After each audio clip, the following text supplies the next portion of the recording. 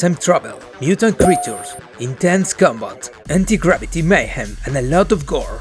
Welcome to the latest gameplay reveal of Chronos: The New Dawn, the upcoming sci-fi horror epic from Bloober Team, the minds behind the Silent Hill 2 remake.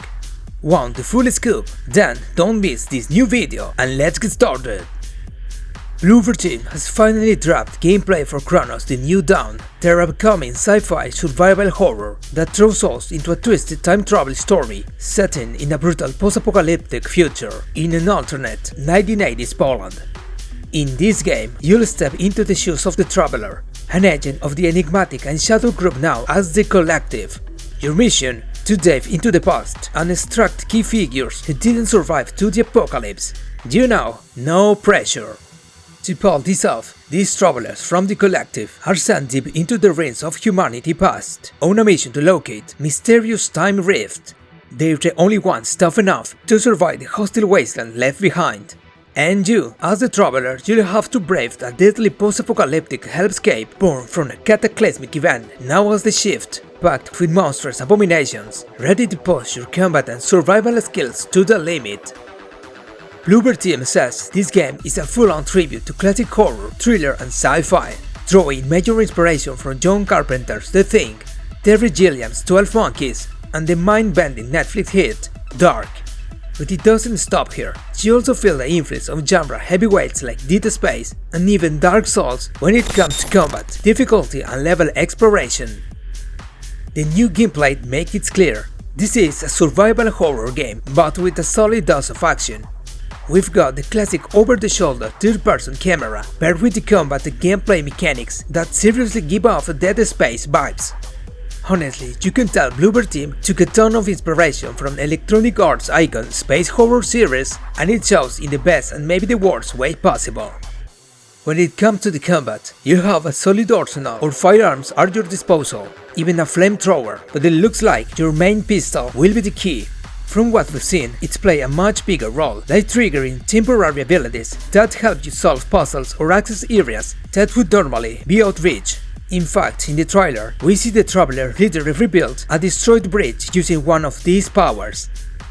On top of the firepower, you also have melee attacks, your go-to when things get up close and personal.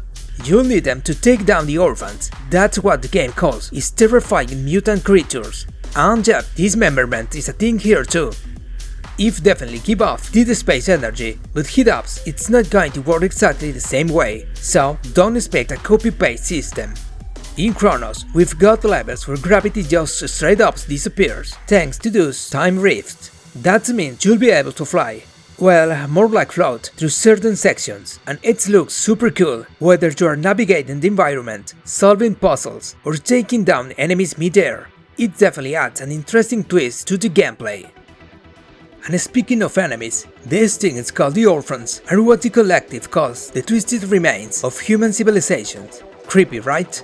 The Orphans come in all shapes and sizes, and each one has its own unique abilities, so get ready to face a whole variety of monsters, each deadlier than the last. These enemies are going to have some seriously grotesque designs, inspired by the whole The Thing aesthetic. Most of the orphans are basically just chunks of human flesh twisted into something monstrous, but I'm honest, the creatures we've seen so far feel kinda generic and not really all that eye-catching. If I'm being real, the enemies and the combat against them are probably the weakest part of the game right now. But hey, I'm still hopeful that Bloober Team's holding back some surprises for us down the road. When it comes to the graphics, honestly, there's not much to complain about. You can definitely see the experience Bloober Team's gained with Unreal Engine 5 since Silent Hill 2. In Chronos, the Traveler's models looks fantastic and the character animations are smooth. The environments are solid too, with great texture works and linings, but this is where I'm a little torn. The levels and environments still feel kinda meh. Like, they're well done, don't get me wrong, but I've seen this kind of thing before in other games. They don't really stand out of something fresh or exciting. And finally, don't forget, Chronos: The New Dawn will be available on PS5, Xbox Series, Steam and Epic.